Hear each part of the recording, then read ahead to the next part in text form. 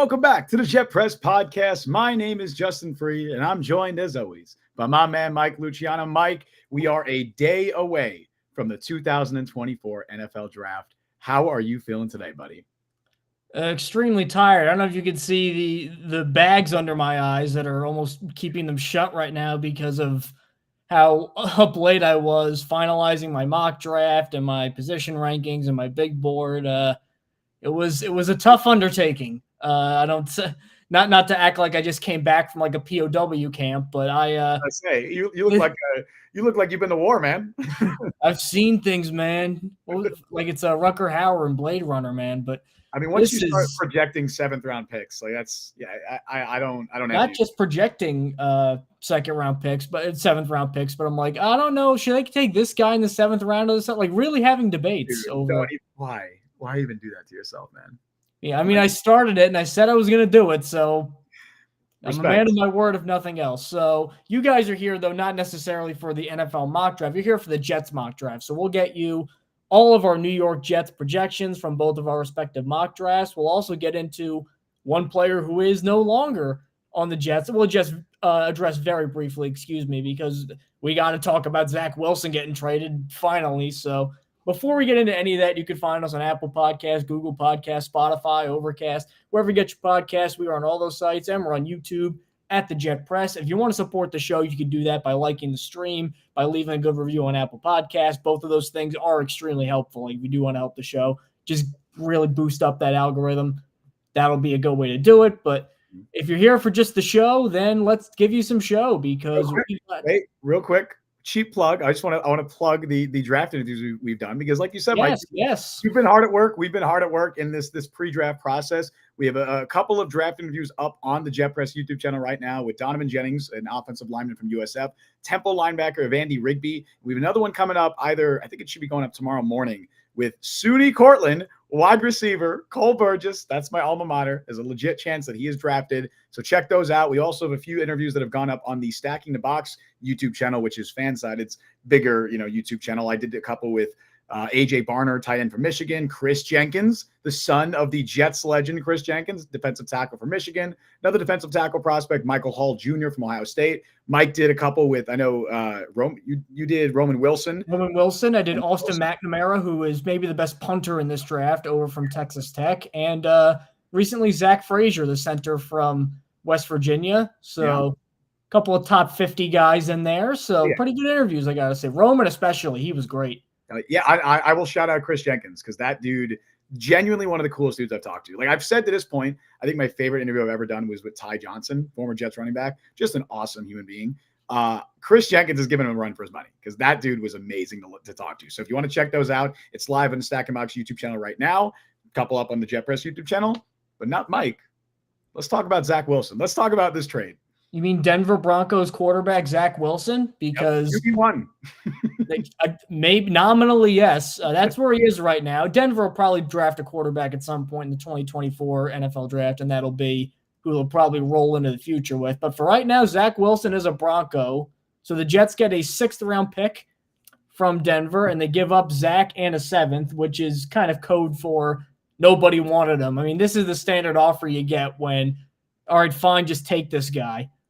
I'm surprised they were able to get anything at this point. I mean, it didn't really seem like there were a lot of places for him to go either because there's established starters all across the league, and then there are a lot of backup quarterback spots that got filled. I mean, look at Arizona with Desmond Ridder, Seattle with Sam Howell, Gardner Minshew goes over to the Raiders, Joe Flacco to Indianapolis. Like, there's a lot of guys who said, we need a good backup quarterback, and none of them went for Zack Wilson. Maybe even Pittsburgh. Nope, they got Justin Fields.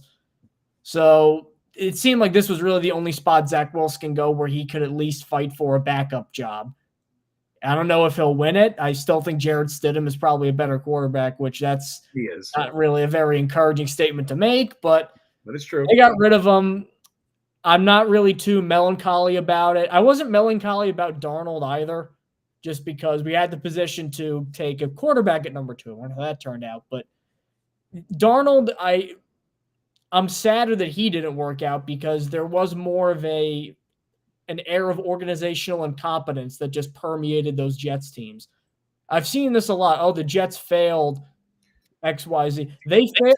Darnold I'll listen to because Sam Darnold didn't have anybody for most of his Jets career. He had a defensive head coach and Todd Bowles, and then he had Adam Gase, who knew even less about how to be a good head coach because Bowles actually looks like he's doing an okay job in Tampa. So I'll give you that with Darnold. Wilson is not. Wilson failed the Jets, if anything, because they had skill position players. They had their version of the offense that everybody runs in the NFL, and seemingly the only one that didn't work. I wonder why that didn't work. And then they even gave him a vote of confidence. We'll make you the backup quarterback. That's how much they believed in him. They believed in Zack Wilson. They really did. They gave him every chance. They didn't have a great offensive line. It wasn't because they were fucking with Zach or they wanted him to struggle. Like everyone got hurt. Everyone got hurt. Zack Wilson. Zack Wilson is a guy who has amazing arm talent, and he just can't play quarterback because of everything else. He can't process. He can't stay in the pocket. It doesn't mean he's a bad person, but you got to just let go with this guy. I'm happy he's gone. Plus for him too. I mean, yes, we talk about this a lot from the mental aspect of sports. Like it couldn't have been good for him. He didn't want to be there. His teammates didn't like him. The team didn't want him there. Finally, it seems like all parties got something somewhat amiable here. I hate even to like break it down like a black and white situation like the Jets failed Zack Wilson or Zack Wilson failed the Jets, because ultimately they failed each other. Like I don't think player development, specifically quarterback development in the NFL, is a black and white situation. There are infinite variables that go into it. I don't think that the Jets particularly surrounded Zack Wilson with the best situation that he could have been put in. Could it have been a much worse situation? Yes, absolutely. And was Zack Wilson, like, is that an excuse for Zack Wilson being one of the historically worst quarterbacks of the last 20, 30 years? No. I think a lot of quarterbacks drafted in, the top 5 have been put in worse situations than the situation that Zack Wilson was put in. He was handed a top 5 defense at a certain point. He got a legitimate wide receiver 1 in Garrett Wilson, a legitimate top 3 to 5 running back in Breece Hall. Tyler Conklin's a good player as well. I thought that Mike LaFleur, despite what some Jets fans think, did an admirable job with the quarterback play that he had and with the offensive supporting cast that he had. And I think he did Rams looked okay this year with him. I was about to say, I think he did a pretty good job with the Rams this year. I know he wasn't calling plays, but he has a lot of influence in that offense, and I think he did a very good job with that. Zack Wilson was essentially the reason that Mike LaFleur was fired. If you want to say the Jets failed and whatever by replacing him with Nathaniel Hackett, yeah, I agree. I don't think Nathaniel Hackett is a very good offensive coordinator, but they bent over backwards to please this guy. He had an offensive coordinator who at least showed promise as a first-time play caller, and Wilson didn't like him because, from his perspective, what we know, he didn't get along with him personally, whether he was coached too hard, whatever it was, their personalities did not mesh. Zack Wilson didn't like him. So they're like, all right, we're going to try and make this thing work with Zack. We're going to get Mike LaFleur out of here. It didn't work out, whatever. Obviously it did not work out with Zack Wilson either. I don't particularly think that he's going to have a successful NFL career going forward. We didn't see anything from his time with the Jets that makes me think that he can be a long-standing quarterback in this league. Like you said, Mike, he has the physical talent. Everything else is not there mentally. I think definitely his confidence was shot on numerous occasions with the Jets. And I also think it's good for him. He did some of it to himself. I didn't let the defense down. I mean, that was him. So, and I think by the part, and look, this part's gonna be speculation on my part, and I don't want to this isn't me trying to dog on a kid, right? That's not what I'm a kid, probably the same age as me. I'm not trying to dog on anybody, right? And that's not my point here. But I think it's pretty clear that when Wilson was traded, I think the reaction or lack thereof from his former teammates speaks volumes. Nobody said anything. Nobody said. The only thing anybody said was DJ Reed tweeting out, "Hey, should I switch to number 2 now?" That's what he said. He's so warm, and DJ Reed's like, "Can I get that?" And of course, DJ Reed did later double back and that's not what I meant. Yeah, because he had to. Sure, I'm sure he didn't mean that, but not a single player has said anything about Zack Wilson leaving. When Michael Carter was released, the locker room was revolting. Justin Hardy, everybody who's been gone this offseason, you have players tweeting out about it. I don't think that Zack Wilson had many friends in that locker room by the end of his tenure. Again, that does not mean that Zack Wilson is a bad person. That's not what I'm saying. I think it's a combination of factors. One, I think his play, unfortunately, was not very good. And I think a lot of players, a lot of teammates were very frustrated, especially ones that had been there for 2-3 years, who had seen him get opportunity after opportunity and continue to fail. I think that was part of it. And I think another part of it was, I don't think players liked the way he handled the situation late in the year where, quitting on the team, whatever you want to call it. I get it from his perspective, because obviously the Jets and him kind of agreed to a trade. But I don't think by the end of his tenure, he had many fans in that locker room. So I don't think the players were particularly upset to see him leave. I definitely don't think the fans are particularly upset to see him leave. I'm happy that Zack Wilson has an opportunity now with the Broncos to at least earn a roster spot, earn a backup quarterback job. I don't know if he will, but yeah, this was inevitable. And the first thing you said, Mike, look, they got more than I expected. Like they moved up 50 spots in the draft and did obviously in the 6th and 7th round, but they moved up over 50 spots. I think it was 53 spots in the draft and didn't have to pay his entire salary. That's a win. Like that, given what we had kind of come to expect from this situation, that's a win. I was expecting either the Jets to just outright release Zack Wilson, or if they got anything. That's what I was doing. They're just going to eat the money and go, all right, we lost that one. Or if they got anything, 2025 conditional pick, something like that. Hey, you get a 2025 conditional 7th if he makes the team. That's where my mind was at, right? That's what I was thinking. Instead, they moved up 50 spots. They traded away the second to last pick in the entire draft and got a middle of the pack 6th round pick. That's not nothing. And they saved $2.5 million in the process, which that could be money used to sign a guy like Donovan Smith or Connor McGovern or hell, David Bakhtiari. Like that's not insignificant money at all. That covers the cap hit of Tyrod Taylor this year. That's a win. That's a win for the Jets.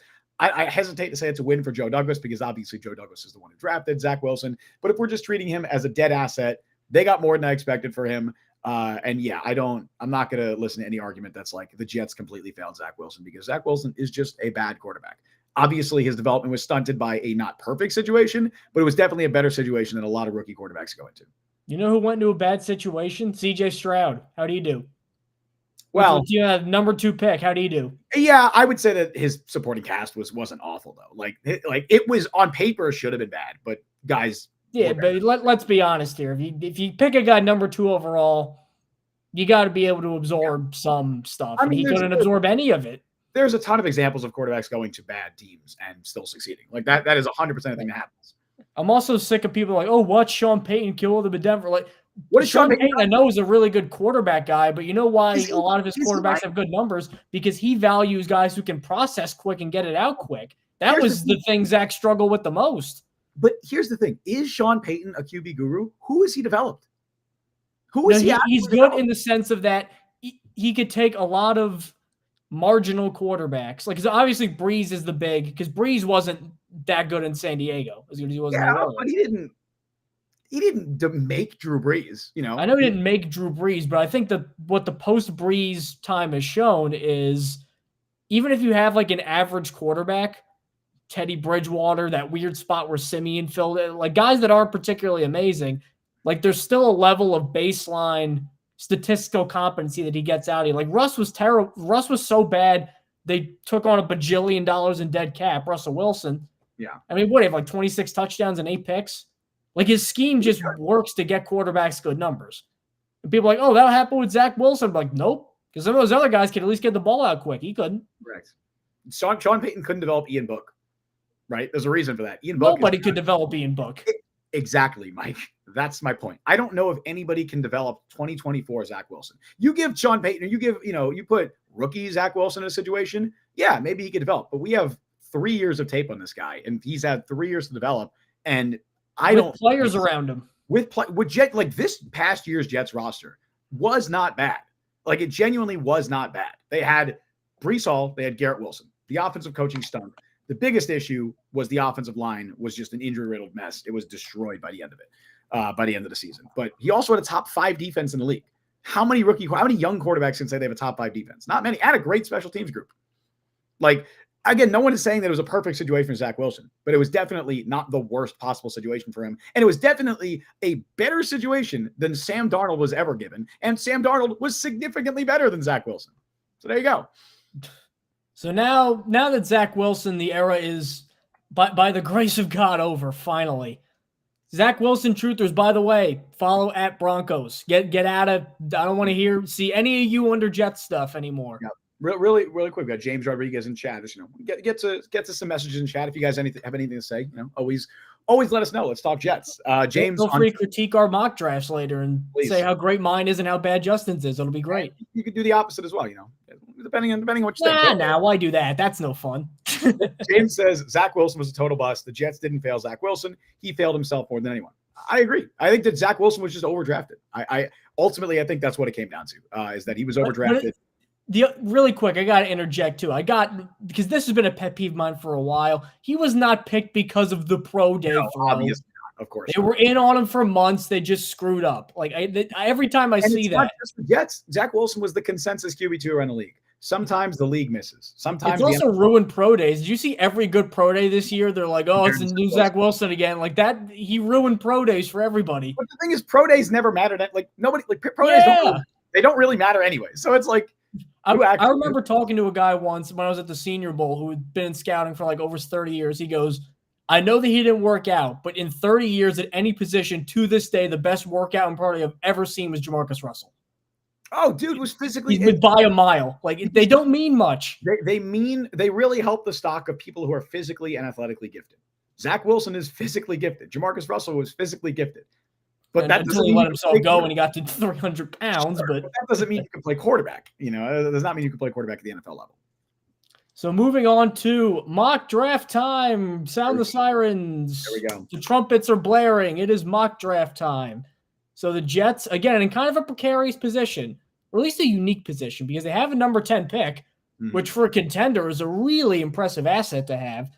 But they also don't have a second-round pick because of Aaron Rodgers, who played 4 snaps, is now 40, Achilles injury. You know the deal. I don't need to go and give you chapter and verse about that nightmare year that we just went through. So let's turn our eyes to the future.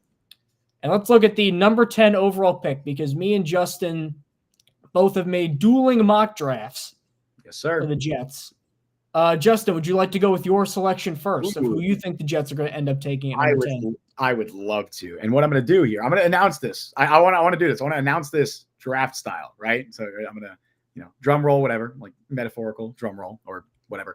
Yes, that's it. I'm not doing that every time though, and I don't have a soundboard.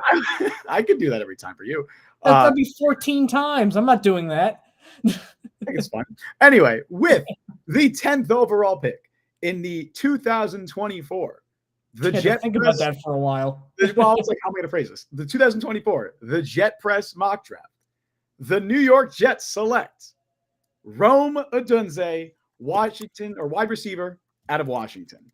That was right before the show. Okay. You were right. But I was going to say, I wasn't going to tell you. So disclaimer, Mike and I did not share our picks, although I guess we each know each other's first round pick. I tried really hard to guess, but he wouldn't give me any. So with the 10th pick, the Jets select Washington wide receiver Rome Odunze. This was an interesting pick. And I think it's so hard to predict where the Jets are going to go in the first round, because I don't know if they're going to trade up. I don't know if they're going to trade down. I think both are very much on the table. Much like Mike, I pulled this up on my phone. This is very professional. I also did like a first round mock that I might release tomorrow. Odunze was still on the board at 10, and I just could not have the Jets passing him in that situation. I had also off the board to the Titans at 7. JC Latham went to the Bears at 9, which I know is going to be very high for a lot of people. Very high for me. I have him at like the 24 to the Cowboys. Right. But this was a very ideal situation for the Jets, because you had Odunze still on the board. You had Olu Fashanu from Penn State still on the board. You had Brock Bowers, of course, still on the board. I don't believe the Bowers hype. I don't believe the smoke. I don't think the Jets would take Bowers over Odunze. I don't even think they'd take him over an offensive lineman. I think that they would maybe consider him in a trade down. That's where I'm feeling with Bowers right now. I don't think he's going to be the pick at 10. Rome Odunze is an immediate starting wide receiver. You combine him with Garrett Wilson, Mike Williams. I think that might be the best wide receiver trio in the entire NFL. Mike Williams, of course, on a 1-year deal. He's coming off a torn ACL. Odunze can not only contribute year 1, but he is pretty much your Mike Williams replacement immediately on the roster. I know we're talking about a replacement for a guy who hasn't even played a game with the Jets yet, but you have to be thinking of that for a guy coming off, a torn ACL, pretty extensive injury history, and is only on a 1-year deal. Odunze and Garrett Wilson could legitimately dominate the AFC East as one of the best, if not the best, wide receiver duo in the NFL for the next 10 years. Incredible player. I think I have him slightly below Neighbors as like my wide receiver 3, but in a normal year, Harrison, Neighbors, and Odunze are probably all wide receiver 1s. It's just a stacked wide receiver class. The Jets get lucky. He falls to 10. I like him more than Bowers. I think the Jets would like him more than Bowers as well. I wouldn't be surprised if they look to trade up to 8 to get him, because I think the Falcons are a very, very logical team to trade down. Most people think that they're going to go with a defensive player. I'm not sure there's another defensive player taken in the top 10. So if they want to fall to 10, they could probably still get the same guy there that they wanted to get at 8. So I think it's very possible that if Odunze is still there at 8, the Jets move up to prevent either the Bears from taking him or another team from trading up and taking him. I just don't think it's going to be Bowers. I think the Jets do that. The other possibility I'll throw out there, I think it's very possible the Jets, of course, trade down.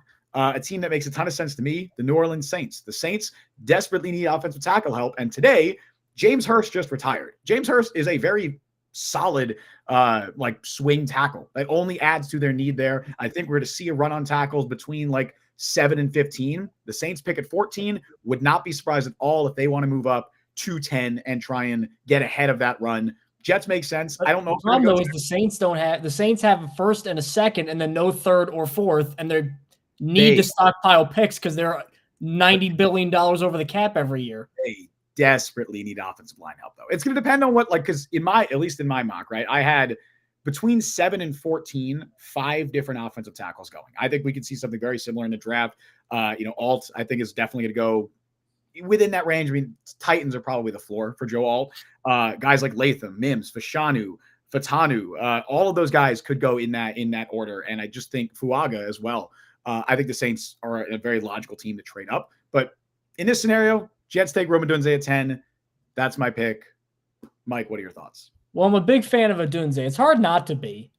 Maybe the safest of, Harrison is in his own. Marvin Harrison's in his own tier. But when you compare him to Neighbors, I think he's a safer pick than Neighbors. I think he's got better hands than Neighbors. I think he's probably comes from a more NFL-ready scheme than Neighbors, who was kind of little Mickey Mouse, little limited route tree.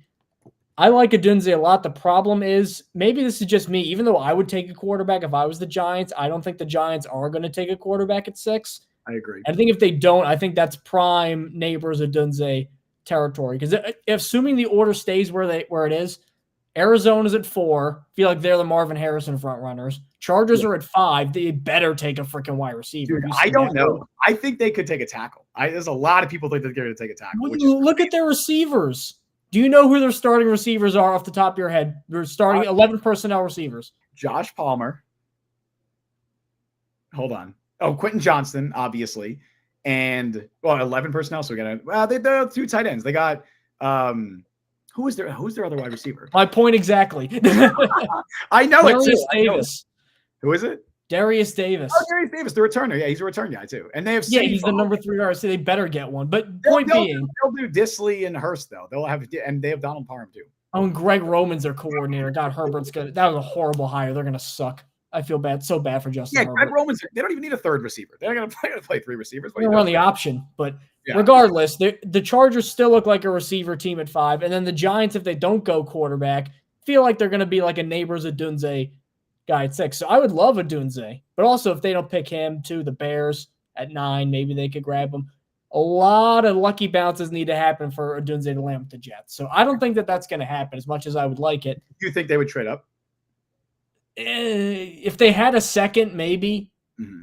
It's tough. I feel like without it, then Joe Douglas does still like keeping draft picks a lot. Maybe he doesn't like having a ton. We've seen him before where he doesn't like a ton of 6th and 7th, and you kind of package them to move up in a middle round a little bit. But I think it'll be tough too, especially when this is a good chance to add depth if you just go all in and move up 2 spots. I don't know if this is a bold prediction, but I think the Jets will absolutely trade up at least once in this draft. I don't know if that's a bold prediction. I don't think they make 7 picks. I don't think there are 7 roster spots available for rookies on this roster. I think they want to kind of make it more concise, get 4 or 5 players that you really like. I think that's what the Jets are more likely to do. I don't know if it's in the first round, but I do think they trade up at some point at least once. Well, let's just say they stick at 10 and Odunze's gone. All right. I am believing the hype because I think they're going to take Brock Bowers, the tight end from Georgia, with the number 10 pick, a guy who, if you're looking for just a safe prospect, we mentioned this before, we don't know how good he's going to be, but if you were going to pick 2 or 3 guys in this draft and you were going to say, who has no chance of being bad? I feel like Brock Bowers is one of those guys. Yeah. Maybe a little smaller than most tight ends, but freaky athleticism, great hands, wide receiver like route runner in a tight end package. If he wanted to, he could just be a slot receiver. Yeah. If he wanted to convert, he's that good as a route runner. Plus, if you need him to block, Georgia had a couple 1,000-yard rushers behind him. He had something to do with that. He can block if he needs. He's not going to be Gronk ever, but I don't think certainly it's not like he's just this H-back who can't block. So I think Bowers is going to be, because it also gives you just so much flexibility. He could be a Tyler Conklin replacement. He could be a bigger slot guy. You could do a lot more 2 tight end stuff. He's really just an offensive chess piece. Mm-hmm. And with Aaron Rodgers getting in the ball, like Zack Wilson, if Zack Wilson was still the quarterback and they were still trying to make him work, I don't know if I would have loved this pick just because I don't think Wilson would get that much use out of him. I mean, Aaron Rodgers throwing to this guy who's never going to be double covered ever because of Garrett Wilson and Mike Williams. I mean, the possibilities in my mind, I don't know about Nathaniel Hackett's mind, but in my mind, I'm just having so much fun devising ways to get Brock Bowers on the field. I really like Bowers. I think he's a great player. I think he's going to be very good in the NFL. I don't know if he'll ever be a top 3 to 5 tight end. And because I don't know that, because I'm not confident in saying that, that's why I wouldn't prefer to take him at 10. I'll be happy if the Jets take him at 10. I won't be upset. I don't think he's necessarily a need, but I think he absolutely fills the role of an additional offensive playmaker, which the Jets absolutely need. Right now, your starting offense is looking more like Garrett Wilson, Mike Williams, if he's healthy, Allen Lazard, Tyler Conklin, Breece Hall. If you replace Allen Lazard with another offensive playmaker, whether that's a receiver, whether it's Brock Bowers, you're cooking. Like that's a really good skill group. And so it doesn't need to be Odunze. I would much prefer Odunze if he's available, obviously. So if Odunze was available at 10, are you taking him over Bowers? Yes. Yeah. I'm glad you said that. I would have been like, what's going on here if you're not taking him? But I will say this. On my big board, Bowers is higher than Odunze. Ooh, that's a take. I don't agree with that. Because I feel like the Jets need a wide receiver more than a tight end. Yeah. Just in a vacuum, but I feel like Bowers is one of those guys where he is, especially in a weak tight end class. Like, who's tight end 2 in this class? Nobody knows. No. Is there even going to be a guy picked in the first 2 rounds outside of him? So definitely. If you want to get one, this is when you got to get him.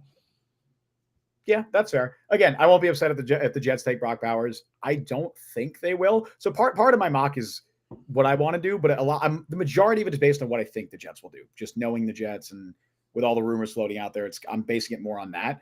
And so I think if Odunze was there at 10, they would take him. Obviously, I would take him as well in that situation. If Odunze wasn't there, I think they go O-line. I think they would go O-line over Bowers. I think they would go. I've said it before. I forget if I tweeted this. I think the Jets' 10th overall pick will be a player from Washington. I believe it'll either be Rome Odunze or Troy Fautanu. It'll be Penix. Or it'll be Michael Penix. It'll be one of those, or it'll be Jalen McMillan at 10. That's what's going to happen. Or Dylan Johnson, the running back. Let's really screw things up. There you go. Or Roger Rosengarten as well. There you go. There's a lot of Washington. Really quick, though, Franco Caniglione, I think, is a good take, though, where he says trading down and drafting Bowers is good, but drafting him at 10 is a luxury pick. We need a premium position in the top 10. And there's truth to that, but also you spent the offseason addressing your premium positions because you got a whole new offensive line. You got a new receiver. And again, I think Bowers isn't like a regular tight end where you just, put him in line all the time. I think he offers unique versatility for the tight end position. Like this reminds me, again, he's going to get compared to him a lot, but when I know he's bigger too. When Kyle Pitts came out of Florida, like you weren't just going to say, put him as an inline tight end and he'll get 40 catches for 600 yards every year. They were thinking of all the creative things you could do with Kyle Pitts. Or even, remember when Vernon Davis came out of Maryland and the Niners took him? Yeah, he was a freak, Vernon Davis. And Vernon Davis, I know, Vernon Davis like running back kicks at Maryland. Like I know Vernon Davis is an athletic freak, but it's the same sort of thing where you draft him to be almost more just, this is going to be like a weird sounding term, but OW, offensive weapon. Like that I know that's been used. That has such a negative connotation. It's been corrupted by Denard Robinson and Cordero Patterson, but like Bowers is just a guy with so much mismatch potential.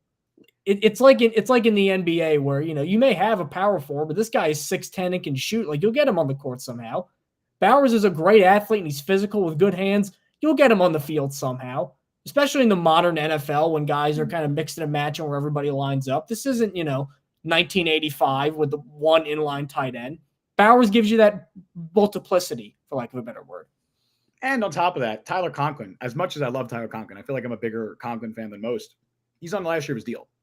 So, there's no need one soon anyway. Right. You might be looking for a new tight end soon. I mean, I'm still in the camp that's like, hey, maybe just extend Tyler Conklin because he's a good player. But that's another thing to consider. I would prefer trading down and getting Bowers. And I think the Saints make a ton of sense there. If the Saints are moving up to 10, I don't think there's a team between 10 and 14 that's going to take Bowers. I think the Colts are the likely team that's going to take him if he's there at 15. Now, obviously, the Colts could end up jumping the Jets. If the Jets move down, that's possible. But I think if you want Bowers, if you are a Brock Bowers guy, I think a perfect scenario for you is you want the Jets to move down to 14 and get him at 14. I think that's probably his floor is like 15 to the Colts. I don't think he falls further than that. So if you really want Bowers, move down to 14, get him there. I think that makes a ton of sense.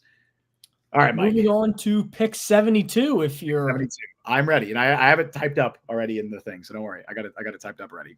All right. We're not just going off of Justin's phone here. All right. Yeah. No, I got it typed up finally. All right.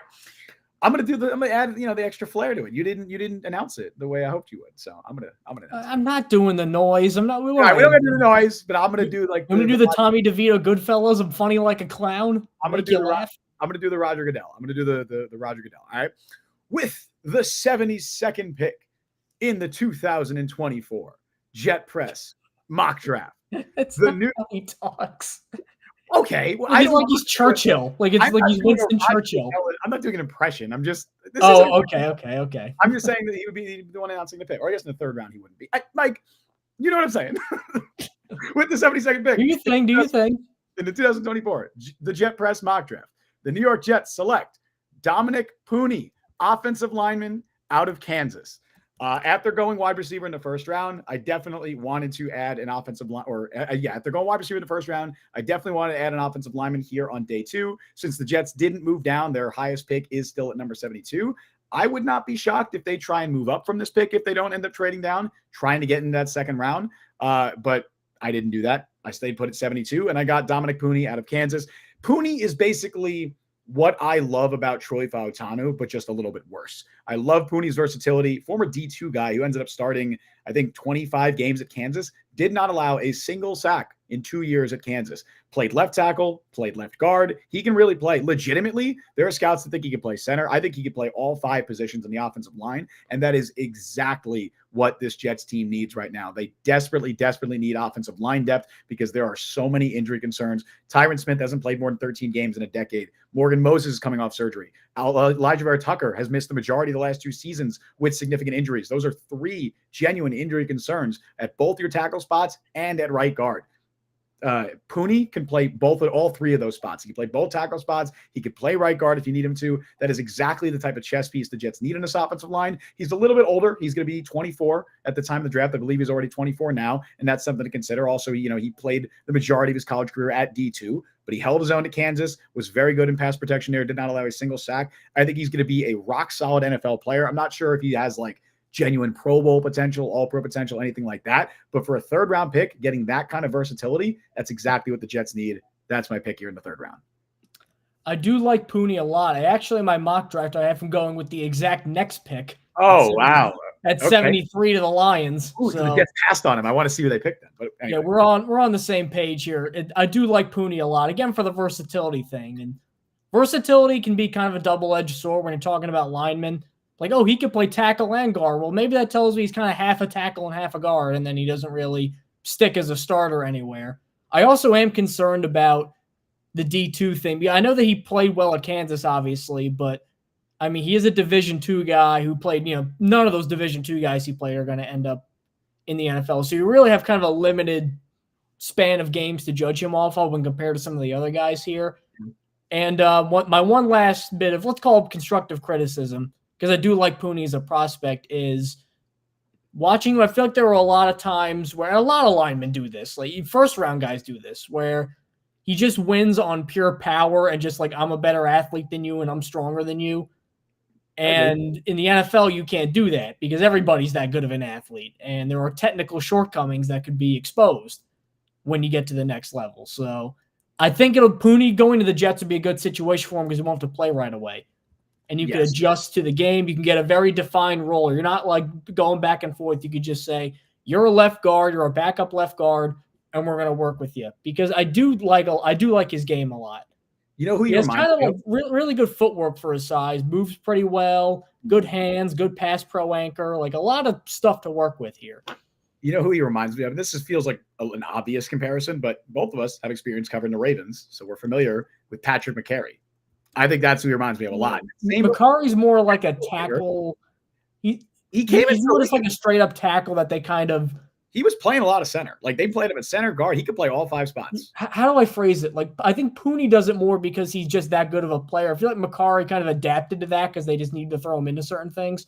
Maybe. I feel like Pooney is a little bit more of a refined guy. Plus, he just looks like he has the phenotype of Brian Winters, and Brian Winters was an okay 3rd round pick. So Pooney's bigger than McCary. Pooney is bigger and stronger than McCary. So I'm with you there. But in terms of the versatility, they're similar. I think they're about the same height, like 6'4", 6'5". So they're pretty tall for a guy who would play center. I see that comparison, but I agree. McCary's a little bit bigger, a little bit stronger than Pooney, but similar-ish players in terms of versatility. So now that I'm making my number 72 pick, I went away from the offensive side of the ball. Well, you got to announce it. You got to do the Well, I'm getting to the okay, sorry. Building tension. You got to. I lost my trust. You didn't do it last time. building tension here. So, looking at the Jets, I think there's one area on the defense that they really needed to address, and that was up the middle in terms of safeties. I don't love their safeties. So, with the number 72 pick in the 2024 NFL Draft, the New York Jets could select Jaden Hicks from Washington State. He's still available. That's crazy. You think he's going to be gone by then? I thought it was higher on him than most. I think he's like a lot of people think he's the top safety in the class. Well, that's not true at all because it's Tyler Nubin, but okay. Oh, okay. Oh, didn't he have like a 3? I don't know, 3 RAS. Sorry, that was Cameron Kinchins. You're thinking of? Oh, maybe. I think Nubin had Miami. You had like a 2 something. Well, whatever. But like going because Nubin would be a good pick, but the Jets don't have a second. But if they had a second, he could be one to look at. Hicks is kind of a unique player because how many Robert Saleh draft picks were those kind of safety linebacker hybrid guys? And that's what Hicks could be. Like, I don't think he'll be like, I'm seeing somebody in chat right here, Michael Pieper Jr. I almost thought it said Michael Penix Jr. We need a backup linebacker for Mosley. I don't think that that's going to be what they'll use Hicks for, but especially because he's not like the fastest safety in the world, just in terms of long speed. But I like Jamie Sherwood.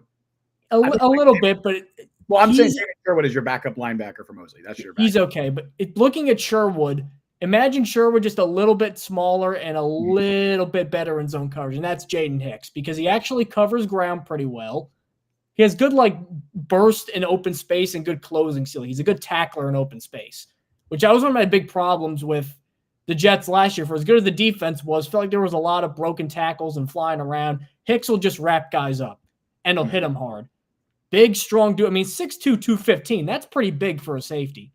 Yeah. And he will just lay the wood on some people. I do like how he can, they were testing him for some reason a lot in college. I don't know why, but he was one of the better zone coverage DBs, I think, in this entire class. And that's what Robert Saleh is going to ask from his safeties. Yep. Ashton Davis, I like that he's back, but Jordan Whitehead's gone. I don't trust Chuck Clark at his age coming off an injury. Hicks doesn't have to necessarily be a week 1 starter, but again, with the Bowers thing, there's so many different things you can do with Jaden Hicks. You could have him hang back deep. You could probably, if you really wanted to, make him kind of like a tight end exclusive guy in the slot. Maybe a new age Antonio Allen, some people are saying. Maybe have him blitz, because I think he'd be a great blitzer. If Washington State didn't really have him do that a lot, but I think he's got that sort of build. Hicks at number 72, I'm really high on. Yeah, I mean, if Hicks is still there at 72, I'm happy with that pick. I don't know if the Jets will draft. For me, I don't know if I want a defensive player in the first 3 rounds. I don't think I want a defensive player until day 3 because the defense is already so set. But if they are going to draft a defensive player, safety is absolutely the route they should go.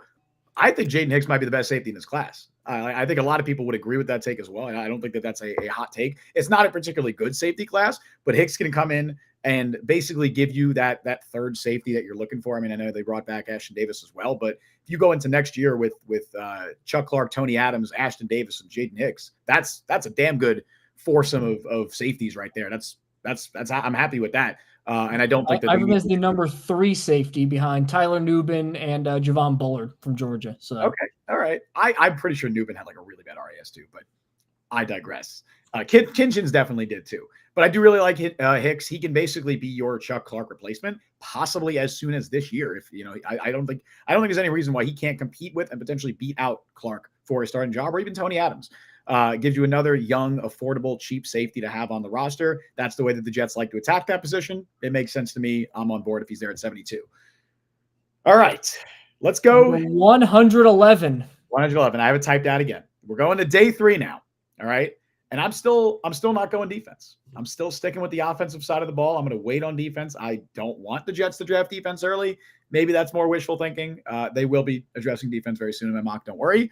But not here, because with the number 111 pick in the 2024 Jet Press mock draft, the New York Jets select Michael Pratt, quarterback out of. Whoa! We got a quarterback, folks.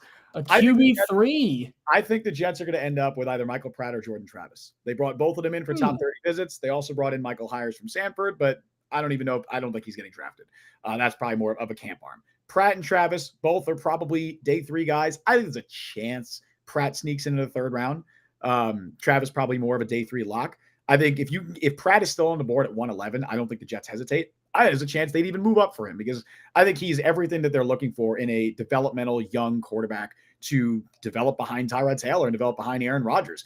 I don't know if he's ever going to be a great quarterback. I think I've said this about him in the past. He projects as someone to me who is going to have a long career as a fringe starter or a backup quarterback. He has the smarts that teams look for. Pretty accurate quarterback. I don't think he has, an amazing arm, but he got better every single year at Tulane. He had a very good year these past 2 seasons, only 10 interceptions over the last 2 years. So pretty safe with the ball as well.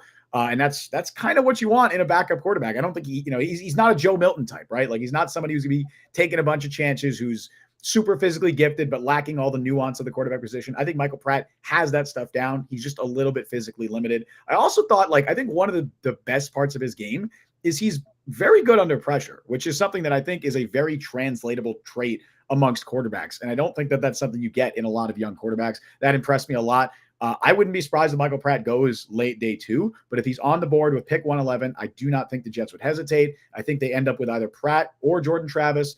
Give me Michael Pratt in the 4th round. So just to recap, got Rome Odunze in the 1st round. We got Dominic Pooney, offensive lineman out of Kansas, in the 2nd round, and Michael Pratt, quarterback of the Tulane, 3rd round. Or 4th round. 3rd round for Pooney, 4th for Pratt. All right, 3rd for Pooney, 4th round for Pratt. You understand? That's the pick. The quarterback class is very stratified because there's the top 4 guys. It seems like everybody knows: Williams, May, Daniels, McCarthy. Then there's Nix and Penix in that middle ground, kind of Rattler-ish. Rattler's right behind them. Spencer Rattler, who I actually like more than most. I had Spencer Rattler in the 70s on my big board. I really liked him. He'll be like a 3rd round guy. Then there's a bunch of who knows what after that, a bunch of day 3 guys. Pratt is the best of the day 3 guys. He's 75% of what you want in a quarterback. He's just so average in everything. Yeah. There's no glaring weaknesses, but average. He does have great touch. He can alter how much velocity he puts on throws. Pretty good down the field in terms of deep accuracy. I do like his playmaking out of structure, but it's just average arm, average mobility, average size. He does everything kind of okay, which if you're drafting for a long-term backup quarterback, right, that's kind of what you want. And he just seems very Shanahan-y, quarterback-y. Yes, I was even watching him. I'm like, man, if Jimmy G moved around a little bit more, this would be – this is kind of what Michael Pratt is. And again, if he becomes Jimmy G, that's a hell of a 4th round pick. So you know what he is? He's the and I don't mean this as an insult. He is the Harrison Barnes of quarterbacks. Harrison Barnes is still playing pretty well. So Harrison Barnes is good. He's average to slightly above. I think maybe if Michael Pratt develops, he gets there, because Harrison Barnes is average to slightly above average in everything. No real weakness in his game. Solid player. I think Michael Pratt is a similar way, and I love the Shanahan shout out. Absolutely think he fits in a Shanahan-y West Coast style system where he can put that, short and intermediate accuracy, that anticipation to use. Don't have to be super physically gifted. I think that's a really good fit for Pratt. And honestly, and I know it's a Nathaniel Hackett offense, but it's still elements of Shanahan stuff in there. Obviously, more Mike Shanahan, I guess. The West Coast style. I think he's a good player to develop behind Rodgers and Taylor. I'm going offense this time. Okay. And I want another pass catcher because I don't want to see any Jason Brownlees or Xavier Gibsons. I love it. With the number 111 pick in the 2024 NFL draft, the New York Jets could select Malik Washington, wide receiver, Virginia. All right. I'll get the negatives out of the way first because I do like him as a prospect. Tiny, tiny guy, 5'8", 190 pounds. Tiny guy. not great speed, okay speed, but not great speed, which when you're that size, you feel like you a lot of times need great speed to really set yourself apart. And he didn't run like a ton of really diverse routes. It was kind of basic. I get Virginia's offense couldn't do anything, so they weren't having him like streak down the field a lot, but little bit of Jarvis Landry, a lot of screen catches kind of thing. That's why he has such crazy numbers. But there's just something about a guy who had either 8 catches or a touchdown or 100 yards and a touchdown in all but one game this year. I mean, that's insane production on a horrible team where he was the only player. So he was all guys' game plan for, and he was still getting 100 yards. Super crafty route runner, very good hands, pretty good like when there's contested catches too. He's like he could fight through things. I do like him at the line of scrimmage too, and then when he gets the ball, it's like a running back. Yeah. He's just shifty. He's got good vision. Like he'd almost be like a scat back in a different life if he put on like 10 pounds. So Washington's another guy who I think could be a solid wide receiver for long term. Just send him underneath, have him be a security valve. I don't think he's ever going to be like a great deep threat, but maybe he's going to be one of those guys who gets like 8-9 yard per catch averages every single year. Like maybe 45 catches, couple touchdowns. And for a 4th round pick, that's a pretty reliable wide receiver. I don't think he's going to be Amon-Ra St. Brown with a 4th round pick and just got $1 bazillion, but good, solid player. And the Jets need more good, solid players on offense.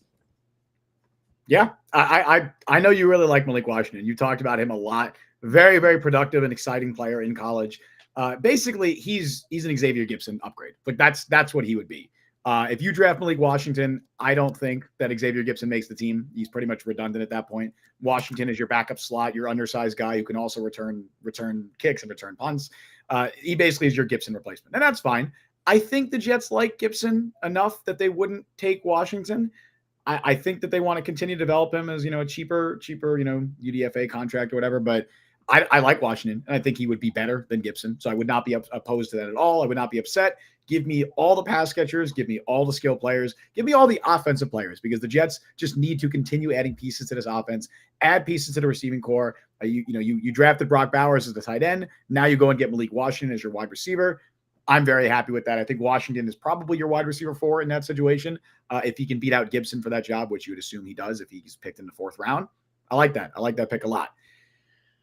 All right, Mike. 134 is up next. We're getting deep into it. We are. We're sticking in the 4th round because this is now the pick the Jets got because of the Morgan Moses trade. This is a compensatory pick in the back half of the 4th round. I think it's like second last pick in the 4th round.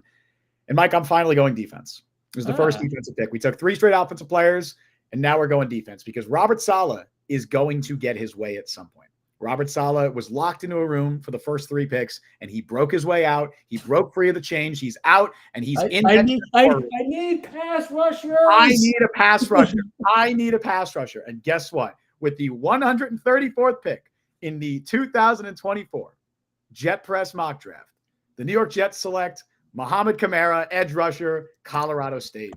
If there was an edge rusher who was ever designed to play for Robert Saleh, it is Muhammad Kamara. There have been a ton of comparisons I've seen out there to Bryce Huff, and it is about as accurate of a comparison, I think, as you can get for somebody. Obviously, hopefully he can become what Bryce Huff is.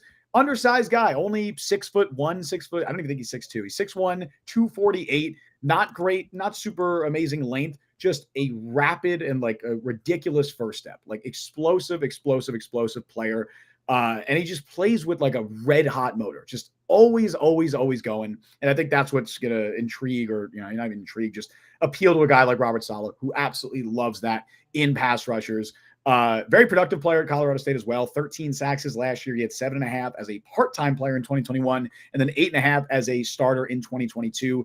Kind of lacks that ideal size, lacks that ideal length. But if you're looking for a guy who just plays with just like 120% on every single play and is an excellent athlete, I think he's somebody who steps in and is a perfect, I don't want to say Bryce Huff replacement because you traded for Hassan Reddick, but he basically fills that role that Bryce Huff was filling early in his career, and you're hopefully going to continue to develop him. I know you have Will McDonald. I know you have so much edge rusher depth. This isn't even necessarily what I would do. I don't think this is necessarily a need for the Jets. I just think he fits everything that Robert Saleh would love in a pass rusher. I think Saleh is going to draft a defensive lineman at some point, and I say Saleh because it will be a Robert Saleh pick, whoever it is. The other player I considered here was another defensive lineman that the Jets brought in for a top 30 visit, because the Jets did bring in Kamara, who is a New Jersey native, by the way. Newark born, yep, from Newark. They brought him in for a top 30 visit. The other player I considered here, who was still on the board when I was doing my mock simulator, Mason Smith, the defensive tackle from LSU. Another he reminds me of Javon Kinlaw type.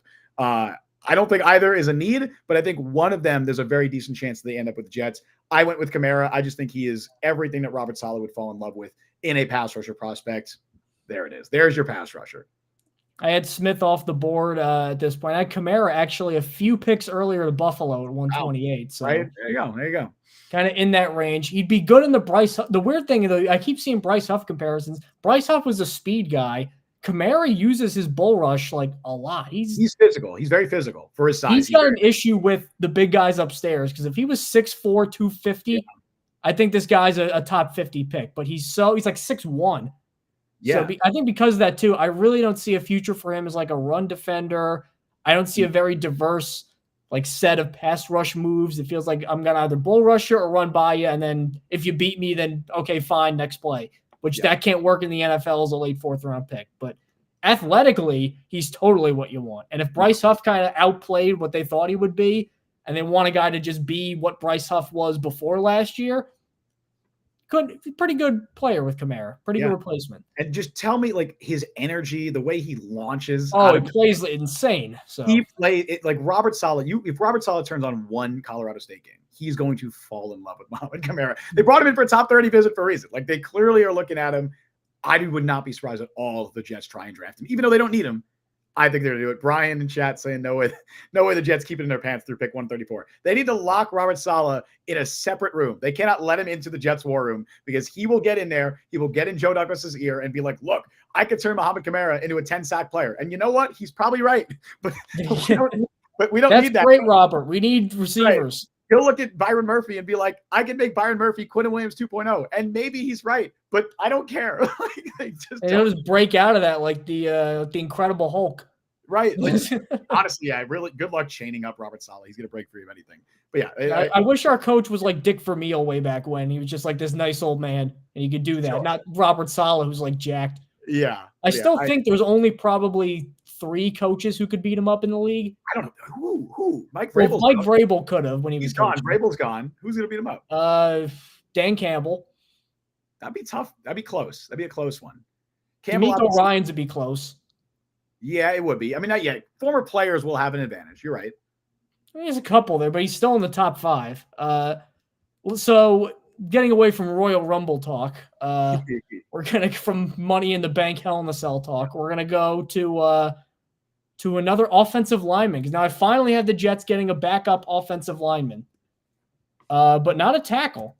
A tackle to me, I wouldn't mind a backup tackle later. We'll get to that, but the long-term thing seems like across this bridge we come to a thing. Right now, I want more interior depth.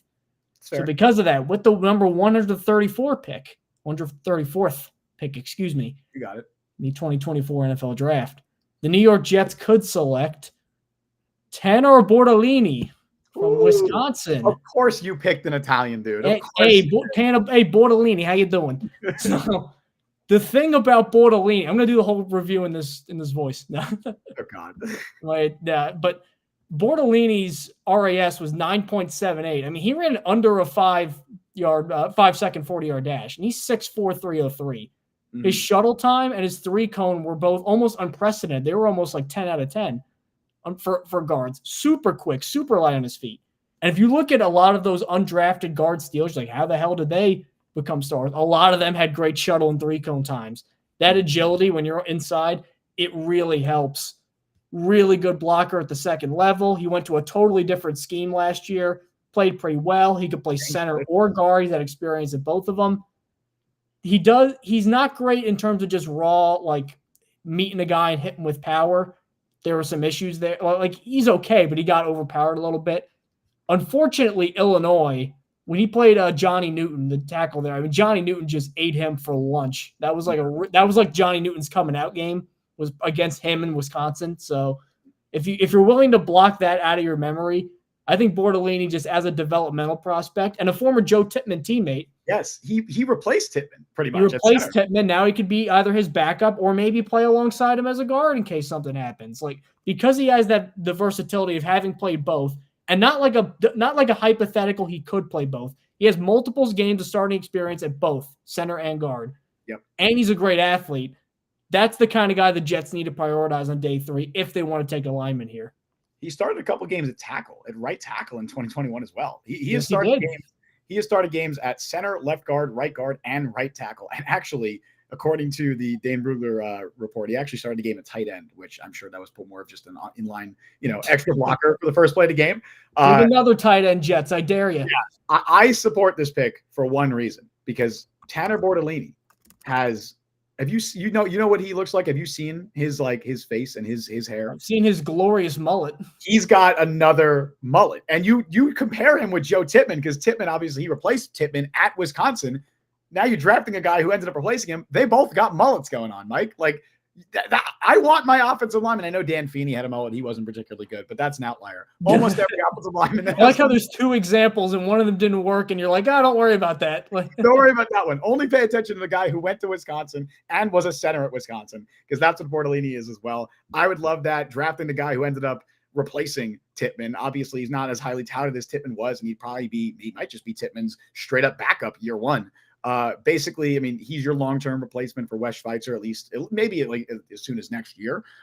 If you draft him, you probably don't need to worry about bringing back Connor McGovern. You could focus on adding tackle depth in free agency, whether it's Donovan Smith, David Bakhtiari, whoever. That makes sense to me. I'm for it. And because of the mullet, I'm definitely all for it. Let me type mine out really quick. So, Mike, we're going now to the 6th round, right? Because 185, because the Jets don't have a 5th round pick. Because the Jets do not have a 5th round pick. So in the 6th round, I'm sticking with the defensive side of the ball here. I went Mohamed Kamara with the first pick. So I'll recap really quick. Got Rome Odunze in the 1st round. 3rd round, Dominic Pooney, offensive lineman out of Kansas. In the 4th round, I went Michael Pratt, quarterback out of Tulane, and then edge rusher Mohamed Kamara out of Colorado State. So now, in the 6th round, we are sticking with defense. Mike, you already addressed safety. This is where I do it. So with the number 185 pick in the 2024 Jet Press mock draft, the New York Jets select Bo Brady. I believe it's pronounced Brady. I thought you were going to say Bo Nix. I'm like, what? Bo Nix, moving him to safety. No, Bo Brady, safety out of Maryland. This is where the Jets finally address safety. Obviously, it's the 6th round, so your expectations are a little shortened or a little, lowered for what he can be capable of early. He's kind of like almost like a nickel safety hybrid, I think, is what his role will be more at the NFL. 6 foot, 203, 2 years as a starter at Maryland. Not the biggest guy by any means, but seems like a pretty solid guy in coverage. I think, according to some stuff that I've seen, he models his game after Minkah Fitzpatrick. I don't think you can get. No, he's not that good in play. I don't think you get nearly that level of play, but in terms of the versatility, I can see it a little bit. Pretty good athlete. I think he's a solid ball hawk. He had 14 pass deflections over the last 2 years, 3 interceptions, solid, well-rounded safety. I think he'd have a role early on in special teams, probably competing with Bernard Converse for that 4th safety spot. Similar versatility to Bernard Converse, who can also play corner too. Fine spot for him. I don't think he's anything special as a safety prospect. We're going to the 6th round here at this point, but solid player. I think he fits in well. Also going to be a good player on special teams. That's my pick here. Finally addressing safety at this point in the draft. It's weird because he played a lot of safety and kind of even close to the line of scrimmage a little bit. They used him kind of all over the place, but it seems like he wants to play like a corner almost because he doesn't have great range. He played nickel. He's not nickel, but I feel like he's listed nominally as a safety, hung back a little bit in Maryland. He's active at the line of scrimmage, and I'll give him that. Yeah. And he's willing to hit. I'll give him that too. Yep. I just don't love him playing a straight up safety role. Again, they have to pretty much convert him to a nickel thing, which, you're not drafting guys 185 overall to be a starter, but I think there's a role for him. And if nothing else, he'll be a great special teamer. That's my thinking. This guy could be this guy as a gunner would be fantastic because he does have pretty okay straight line speed. So if nothing else, you're going to get a solid, maybe like a dime package guy who could blitz, who could do a couple different things, and you get a special teamer. I don't mind that. Yeah, that's my thinking here. It's the 6th round. You're drafting guys who have backup versatility and can find a role in special teams. And I think that's what Brady does. So I'm going to go on offense this time. And it's something that I thought long and hard about because I went back and forth with Justin about, I don't think we need to draft this position this year. But I looked at how the board shook out. Okay. I'm like, all right, you know what? They probably do need one of these guys. So with the number 185 overall pick in the 2024 NFL Draft, the New York Jets could select Isaiah Davis, running back. Let's go. From South Dakota State. I like him. Justin, are you aware of South Dakota State's name? The Jackrabbits, right? Yes, sir, the Jackrabbits. Look at that. Great name. They named it after Janoris Jenkins. But Davis was a 4-year starter. This is how crazy Davis's career at South Dakota State was. His first 2 years, he didn't even tally 200 total carries, but he had 8 yards a carry and 17 touchdowns. Yeah. That's insane production. Then he becomes a starter, 1,400 yards, 15 touchdowns, and then rounded up 1,600 yards, 18 touchdowns. Crazy productive. Why is he falling? Well, speed is average. He could be a little too, maybe he got a little bit Le'Veon Belly. Like there's one thing to be patient, but sometimes he could be a little bit, where's the lane? Where's the lane? Where's the lane? Tackled for a 1-yard loss. There's a lot of that. Like unless there's just a big path, he's not going to run through it, which I don't love for running backs. And again, he's not going to have like breakaway speed. This is like a one-cut power guy. And he's 218, which isn't like huge for a one-cut power guy. But one of the toughest guys in this draft. This dude will run your ass over when he gets the ball. Capable of withstanding a heavy workload, South Dakota State. Pretty good, like choppy footwork. Like he got a little wiggle, I think, when he gets the chance. And he's not like going to blow by you, but you know what? Consistent runner. He's not going to be, it's just 3 yards, cloud of dust, next play. And I like guys like that. And I feel like that's what this Jets team needs. Because Breece Hall is a do-everything back. Abanikanda is a speed guy. And then you get Isaiah Davis, who just give me the ball, let me run over guys. It's almost like he seeks out contact, like to run over guys. Yeah. And now, of course, he ran over guys more because he's an NFL athlete, and South Dakota State is not playing a ton of NFL athletes. But I love guys who run hard. Maybe it's a scouting weakness of mine, but his style of play, that's what I want in a backup running back. Joe Douglas has drafted a running back in every single draft class that he has had with the Jets to this point. And I don't think, 2020 with Michael Pirine, 2021 was Michael Carter, 2022, Breece Hall, 2023 was Izzy Abanikanda. I don't expect that to change. I do think the Jets will draft the running back at this point. I also think they're going to sign somebody. I think that they will sign somebody. I was very close to drafting Audric Estime at a point, Mike. With that Michael Pratt pick, I was really close to taking Audric Estime because I love Audric Estime. I think that he'd be a perfect complement to Breece Hall and exactly what they need. But my mindset went, you know what? I think they're going to sign a veteran running back to fill that role. And I think if they do draft the running back, it'll be more of a guy who is competing with Izzy for RB3 as opposed to Estime, who would, in my mind, hopefully be RB2. If they don't do that, though, I do really like Isaiah Davis. Just like you said, one of the toughest running backs in this class, hard-nosed player. Honestly, a very good fit for what they're looking for. Definitely has some limitations as a player. But if you're looking for a guy who's just going to really run hard every single play, I think that is Isaiah Davis. And I like that pick. I went with a very similar idea here with mine. So now we're on to still the 6th round. This is pick 2 picks left. This is the pick they got in the Zack Wilson trade. We have 2 picks left. We have this and Mr. Irrelevant. We're going long with this stream. That's fine. It is the draft special. That's fine. Well, there's only one draft a year. Only one draft a year. Mike, well, the supplemental draft, if you want to be technical, but why even the XFL draft? I want you to punch me through the screen. I want to see if that technology is possible. Did Restream add that feature yet? I don't know. Yeah, I think you need to update your computer to get that. So. That's the MacBook Pro Plus. You got it. Okay. Oh yeah. Anyway, I went with a very similar direction, although a few picks later than you, because Mike, I took a running back because I do think that they're going to take one at some point. So with the 203rd pick, 7th, 203rd, 203rd, 207th, 203rd, 203rd. I think okay. I'm almost positive it's 203rd. Yeah, 203rd. I think Prove me wrong if I'm not, but I'm going to go with 203. With the 203rd pick in the 2024, the Jet Press mock draft, the New York Jets select Dylan Laube, running back out of New Hampshire.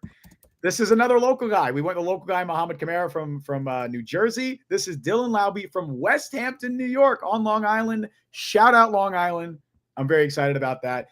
Laube kind of goes against what I've been saying a lot with the Jets running backs for most of the offseason and what they need. Because I've been saying that they need more of like a bruising short yardage guy. Laube is not that at all. Dylan Laube is 5'9", 206 pounds, very small, also not incredibly fast.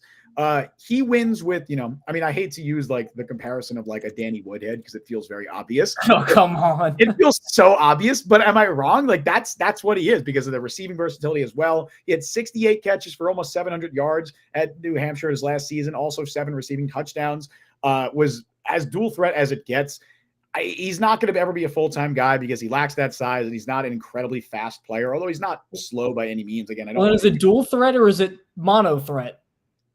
Because the receiving threat is what the big thing. I think he can. He's a running back. Like he's going to play running back. He's not somebody that you want grinding out yards in between the tackles. He's not going to carry the ball 20 times a game. But as a change of pace guy who can also serve as a very capable and very talented receiver, I like him. Again, this is a pick in my mind, assuming that the Jets sign like an Ezekiel Elliott or a Kareem Hunt or whoever, somebody who could take on that RB2 role as a veteran, short yardage guy. I'd love Zeke. Zeke is definitely my favorite target. We've talked about him on the show before.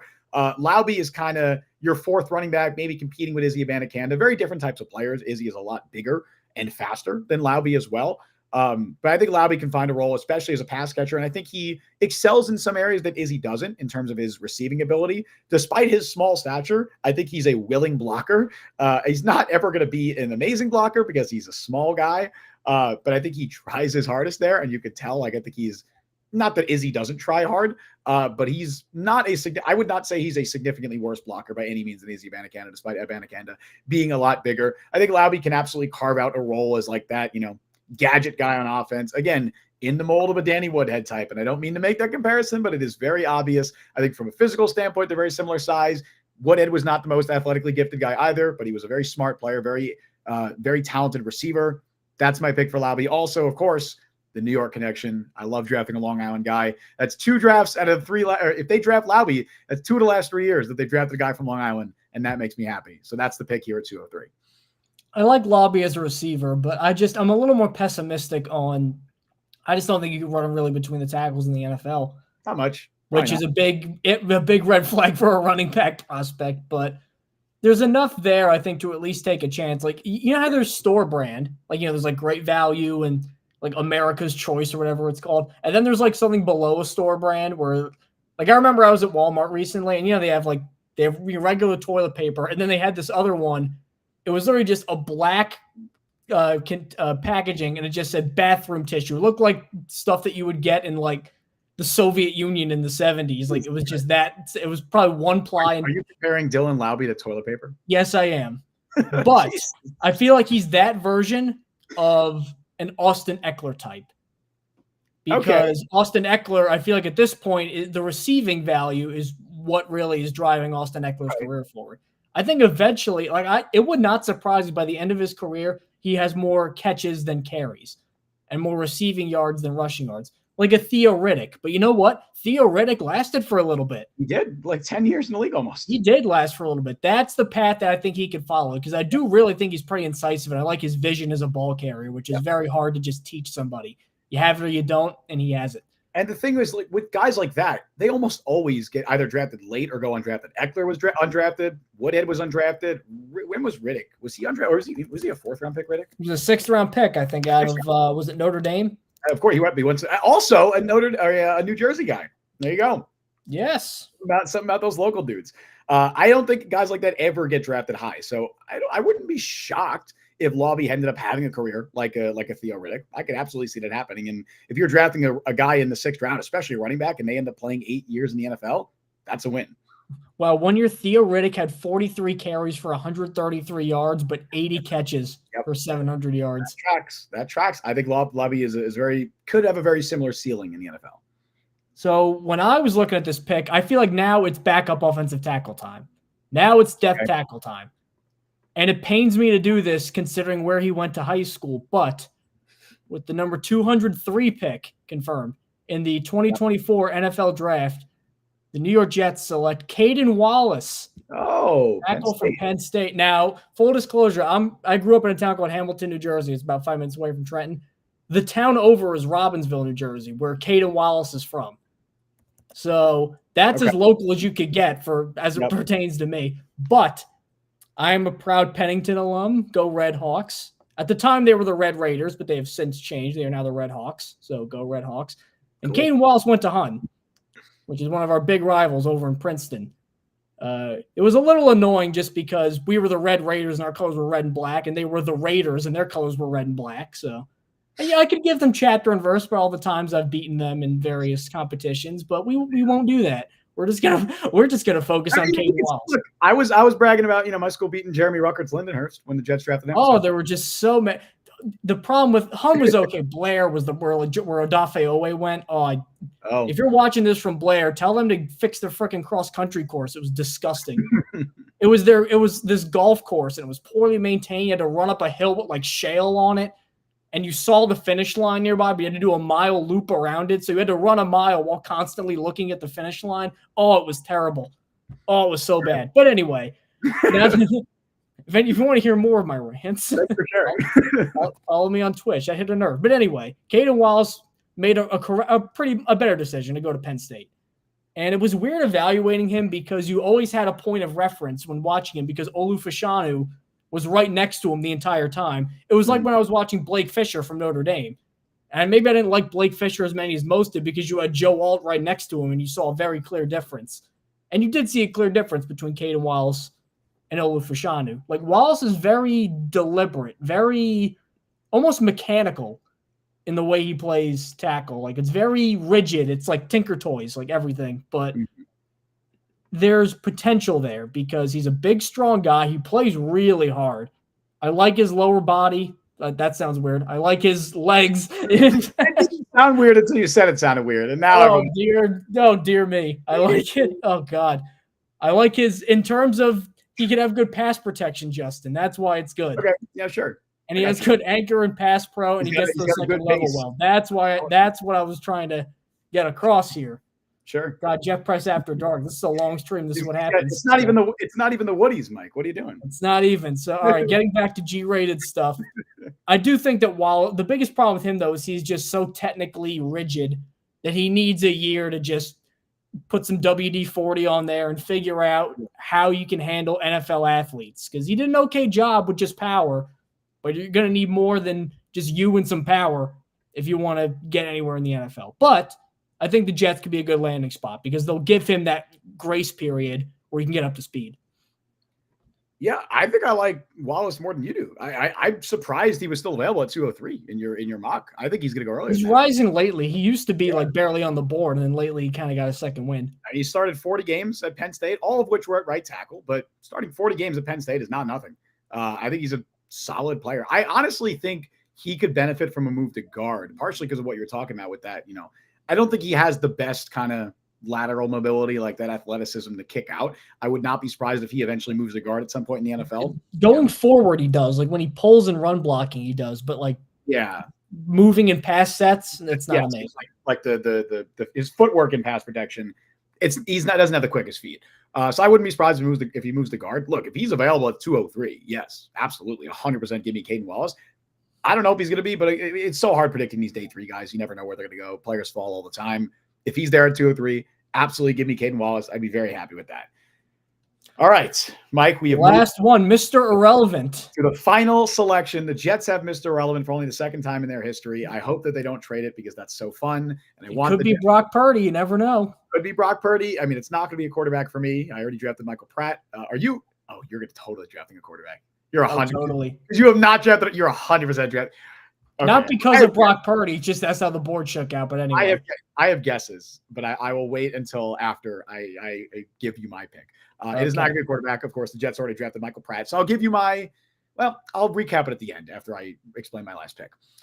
So I kind of went the fun route here because it's like Mr. Irrelevant. What are you going to do here? Are you going to just draft some random special teamer, or are you going to just have fun? I wanted to have fun because I don't want to talk about a random special teamer. So with the number 257 overall pick in the 2024 Jet Press Mock Draft, the New York Jets select Giovanni Manu, offensive tackle out of British Columbia in Canada. That is the whole province. Out of just from parts unknown. I think the college he went to is called British Columbia. Oh, it is? Okay. He's not just like a guy showed up claiming to be from British Columbia. Like no, out of the university. He's out of the wilderness, out of the Canadian wilderness. He was second team All-Canadian the last 2 seasons. Oh, British no, not that. Oh, God. British Columbia's own. Giovanni Manu. By the way, first name is Werner. That's why. Werner? Like the soda? Werner or Werner. I might be Werner. Like Werner Herzog, the director? Yeah, it might be Werner, but I don't know. He was born in Tonga in the Pacific Islands before moving to Canada at age 11.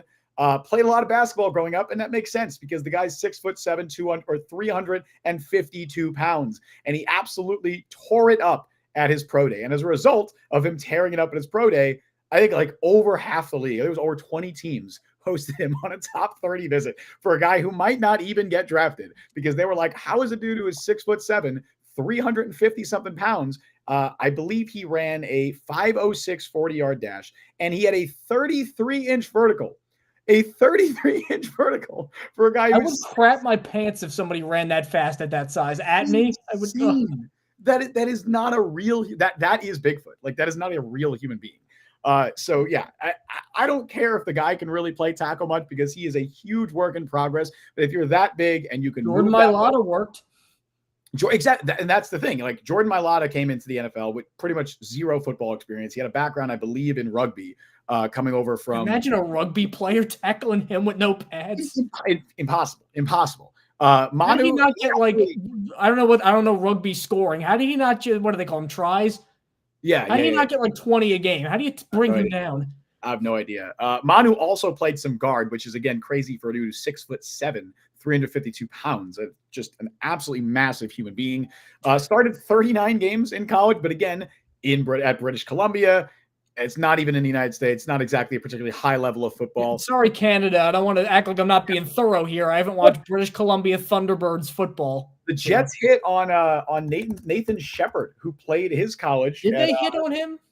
I mean, he played 5 years with the Jets. It's not bad. 5 years. They kind of hit on him, and I believe because he went to Fort Hays State. But where did he go before that? It was Simon Fraser, which is also in Canada. So I could be wrong. I believe they don't have seating at their campus, at their stadium, Simon Fraser. Sure fact, if you know that. That's an incredible fact. I was watching a YouTube video on like craziest stadiums, and that was in it. Yeah. I mean, look, my thinking with this pick is exactly what the thinking was with the Zach Kuntz pick last year. Who knows if he could play football, but the dude is a physical freak, and I want him on my football team. I don't know if he makes the roster, but he'd be a really fun player to have. And instead of me sitting here and talking about whatever special teams linebacker they're going to actually probably draft, I want to talk about Giovanni Manu, and that's who I'm picking here. He might get drafted before this. I mean, again, over half the league hosted him on a top 30 visit. That's insane. As Brian and Chap pointing out as well, Laurent Duvernay-Tardif also went to McGill, which is in Canada. I believe the Harvard of Canada, they call it. I believe is that in Quebec because I know he's from Quebec. I think it's in Quebec. Yeah, there you go. So maybe another Canadian on his way to the Jets. That would be fun. Manu is my pick. Why not? Can you get a more French Canadian name than Laurent Duvernay-Tardif? I mean, no, you cannot. Looking at Giovanni Manu, this is his picture. He looks like a henchman. He looks like a guy who would like fight James Bond, like Roger Moore era James Bond.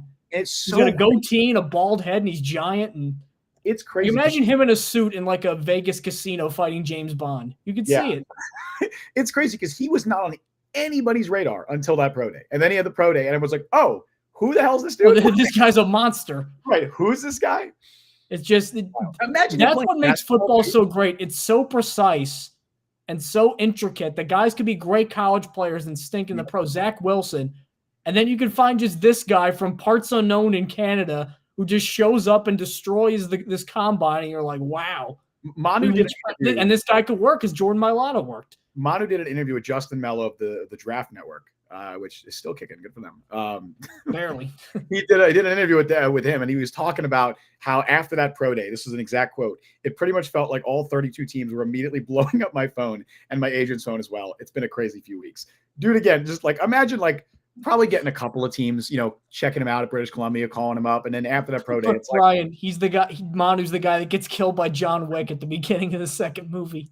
Never seen a John Wick film, so I'm sure that's really funny to others. You're missing out. I know it's not my archetype of movie that I look for, but yeah, I can only imagine what it's been like for Giovanni Manu over the last few weeks. But that's my pick. I want to have some fun with it. Give me just a ridiculous.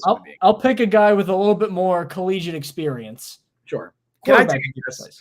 Sorry, Brian. Brian says I'm dead to him. Sorry. I want to take a guess. Is it Carter Bradley? It is not Carter Bradley. With the number 200, he went to the Seahawks in the 7th round. Okay. With the 257th pick. I want to have another guess, but I want to Mr. Irrelevant. Is it him? The New York Jets select Devin Leary. Okay, that's not who I thought. All right. Quarterback from Kentucky. I thought you were about to say Sam Hartman. Sam Hartman? No. He's got a noodle arm, Sam Hartman. I mean, Leary I like because he actually has an arm. Sure. Wildly inconsistent during his last year at Kentucky, but that offensive line was horrendous. They didn't have any. They had one playmaker, Ray Davis, and he was a running back. They had no real. He's a fun story, dude. Like, he's a cool story. I'm rooting for him. I have him going to the Bills, I believe, in my mock. But but they didn't really give him an environment to succeed. North Carolina State, he had 35 touchdowns and 5 picks. Yeah, it was 2021, right? It was, and then he got hurt, and then he went to Kentucky. Yeah. So, but again, the year he was hurt, he was still playing pretty well before he got hurt, and then the Kentucky happened. Smaller guy, not an amazing athlete, like a Sam Darnold athlete, where he's like good enough to make plays out of structure, but not like a runner, but better than most. Mm. And yeah, he's got some accuracy concerns. Those things will sail on him, and he's got some Ricky Vaughn in him, where he just throws really hard, not really a ton of touch, and sometimes it'll end up 5 feet over the guy's head. You got to put up with that with him. But there was so much stuff I saw during both the North Carolina State and the Kentucky years where I'm like, this guy just got a whip of an arm and he could just fire it in there. A daring passer in a good way. Like he'll take some chances, and a lot of times he works out because he's got an arm.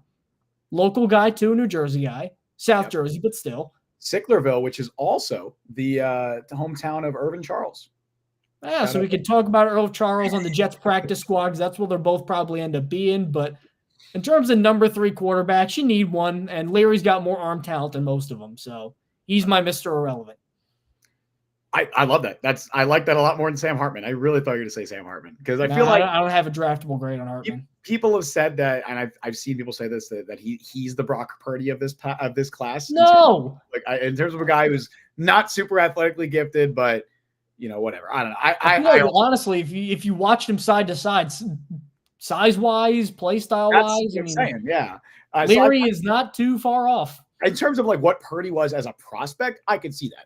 Leary, I think, is a better prospect than Purdy was. I would be surprised if he's available at the Mr. Relevant pick because in terms of these day 3 quarterbacks, there's not a lot of guys with upside, like with genuine upside. There's Joe Milton, who's just that could be Tyree Jackson 2.0. Very well could be. You ever see that meme of that old record player and it says does not work but could be fun to fix? Yes, that's Joe Milton. That is exactly Joe. Oh boy, you're gonna have if he works, you're gonna be like, holy crap! How did nobody take him earlier? If he works, you can get a top 5 quarterback in the league. There's a 99% chance he doesn't work, but maybe he does. The second he goes into the league, he's got a top 5 arm. Yes, absolutely. He can't do anything else. It was what Tyree Jackson was coming out of Buffalo as well, and then he switched positions. But yeah, I don't think there's a ton of day 3 guys with a ton of upside. Devin Leary is somebody who has upside because one, I think he has the physical traits that a lot of these guys on day 3 don't. Very good arm, just he's a physically talented quarterback. And we've seen him play at a pretty high level in college. In 2021, he was really good at NC State. He's not been able to replicate that success. I think a lot of it has been inconsistencies. He's also had turnover issues. I think he had 12 interceptions last year. That's definitely a concern as well. He's also going to turn 25 in September, so he's already on the older side of things. But in terms of guys like with actual upside on day 3, yeah, give me Devin Leary. I'd be happy with that. I don't think he falls this far, but if he does, if the last 2 picks are Caden Watson, surprising. I feel like I haven't seen too many. How many 7-round mocks are there on the internet? But I feel like I haven't seen too many with Leary still around. I feel like a lot of them haven't gone undrafted. I'm really interested actually. I'm going to check the mock draft database and see where the consensus is with him. The consensus with him is 182. Oh no, I'm sorry, that's a lie. That's the best ranking. Consensus is 251. So you might be onto something here. Maybe I'm a little higher on him than I think others are. What about Caden Wallace? I feel like he's got to be higher. Who? Caden Wallace. Oh, I think you said Kate Moss, like the actress. Yeah, where's Kate Moss going to get? Kate, but man, she must have really. Is she an offensive tackle now? I must have missed that. She got huge. Caden Wallace overall rank is 168. So I think he'll probably go a little bit higher than where you had him, but you never know. Kate Moss is a model. Excuse me, I forgot, but I mean, not here to besmirch Kate Moss, but she's probably acted too. But yeah, anyway, I look at the last two picks of Caden Wallace and Devin Leary. I'm very happy with that. I honestly like that better than my last two picks. Although Manu is really fun. Maybe you can get him as an undrafted guy. So you admit defeat. Yeah, I had the better mock. I just don't think they're going to be available. I'm being realistic, Mike. You're going over. I mean, I also took a Dunze at 10, and you didn't think he'd be available. So we'll see, man. We'll see how it goes. Real quick, we'll give our recaps. So yes, my mock draft was first round, 10th overall, Rome Odunze, wide receiver out of Washington. Third round, Dominic Pooney, offensive lineman out of Kansas. Fourth round, Michael Pratt, quarterback out of Tulane, and Muhammad Kamara, edge rusher out of Colorado State. Sixth round, Bo Brady, safety out of Maryland, and Dylan Lowby, running back out of New Hampshire. And in the seventh round, Mr. Irrelevant, the big man himself, Giovanni Manu, all 6'7", 353 pounds of him, offensive tackle out of British Columbia in Canada. The big lad, the absolute unit. That's imagine being that big. Imagine just going through life being that big. Like the power you must feel. I can't. But it would also be like a detriment at points. Like yeah, but like nobody, you could do whatever you want. Who's gonna fight you? Nobody. Imagine trying to go on like a roller coaster. Like I don't know why that's the first thing that came to mind. I'll take that trade off. Or like taking public transportation. You can cut whoever you want in line. What are they gonna do? Be like, hey buddy, you can't cut in front of me. And you just look at him and you go, okay, I'm sorry. No shot he's fitting on the roller coaster. No way. Like they can't go on a roller coaster. I'll take that trade off for the power I get. So my mock draft has the Jets going Brock Bowers, the tight end from Georgia at number 10, Jaden Hicks, the safety from Washington State at number 72, Malik Washington, wide receiver from Virginia at number 111, Tanner Bortolini from Wisconsin, the guard at number 134, Isaiah Davis, a running back from South Dakota State at 185, Caden Wallace, a tackle from Penn State at 203, and Devin Leary, a quarterback from Kentucky, Mr. Irrelevant at 257. I'm excited for tomorrow night. I'm too, man. Let us know in the replies, in the comments, whatever, who has the better mock. I definitely want to see who people are thinking, who people are rocking with here. It's the one that got them Roman Dunze. I think it's the guy who got the Roman. I mean, he admitted he liked some of my picks better. I don't know. I admitted I like the 6th and 7th round pick better, and it's only because I don't think that's all the validation I need. Dude, it's going to be a really, really exciting draft. I don't know. We've talked about maybe doing a stream at some point. Nothing confirmed on that. The best way to keep up to date, if we do any kind of stream at any point, maybe Friday before day 2, something like that, turn on notifications, subscribe, like. This is genuinely like this is the way to do it. Subscribe, turn on notifications, follow us on socials because I'll be tweeting about it for sure if we're going to do any kind of live streams. We're not probably not going to do it during the draft, but it would be something where maybe on Friday, maybe we recap day 1 and talk about a preview of day 2, day 3. I don't know. Mike and I will talk about it. We'll see what our schedules are looking like, but I'm very excited, Mike. It's going to be a wild few days, as it always is in draft season. It is going to be. Justin, you can feel free to sign us off here because, as always, thank you for tuning into the Jet Press. Apple, Google, Spotify, wherever you are. That's where we are. YouTube, the Jet Press. Subscribe, like. Yep. Justin, feel free to round this up. Last little plug. I mentioned it at the top of the stream, but we have some interviews that have gone out with draft prospects. We have a couple up here on the Jet Press YouTube channel already with Donovan Jennings, USF offensive lineman, and Yvonne Rigby, linebacker from Temple. Another one coming up with a guy from my alma mater, Cole Burgess, wide receiver out of SUNY Cortland. Shout out national champs of D3. Mike and I also have some that have gone up on the Stack in the Box YouTube channel. I did one with Chris Jenkins, the son of Jets legend Chris Jenkins. Awesome dude. One of my favorite interviews I've ever done. Michael Hall, Ohio State's up there. AJ Barner, tight end from Michigan. Mike's done one with Roman Wilson, wide receiver from Michigan. Zach Frazier, center from West Virginia. there's a lot of really cool stuff out there. So definitely check out those interviews on the Stacking the Box YouTube channel. And of course, check out the ones that we already have up here on the Jet Press YouTube channel. But until next time, possibly next week or possibly within the next couple days, we'll see. Thank you all for joining us on the show today. You can follow Mike on Twitter at @ByMikeLuciano. Follow me on Twitter at Justin T. Freed. Follow the Jet Press at the Jet Press. Of course, that's how you can keep up to date with any kind of surprise streams that we might be doing. Download the Jet Press podcast wherever you get your podcast. Check us out on YouTube and TikTok for however long that might be around for. Subscribe, like, hit that notification bell. Yeah, get it while the going's good, man. Get it while you still can. Look, as a YouTube Shorts guy myself, because I'm a degenerate, I'm not particularly, this doesn't affect my life very much. Why does that make you a degenerate? It's YouTube Shorts. I feel like people who watch YouTube Shorts, there's like an agenda against them. I don't know. It's better than Facebook Reels. What are you talking about? I've gotten shit in my life. I've gotten shit from people. That's not my opinion. People have said this to me. All right, maybe I'm wrong. If they're YouTube Shorts, look at this guy watching YouTube videos. Yes, like, who do you hang out with? Because I don't use TikTok, so it's like people that are like, anyway. All right. Okay. It's like they make fun of you for not using TikTok. That's okay. Yes. You understand now. That still doesn't make any sense, but okay. If you're a fellow YouTube Shorts degenerate, let me know in chat. I would love to know. You're a good person. Good for you. Anyway, we stream live every Wednesday at 3 p.m. Eastern Time. Thank you all for listening to Jet Press Podcast. I've been Justin Freed. That has been Mike Luciano. We'll see you guys next time. Let's go Jets, man. Let's see what they do in the draft. Let's see who the newest members of the Jets are going to end up being.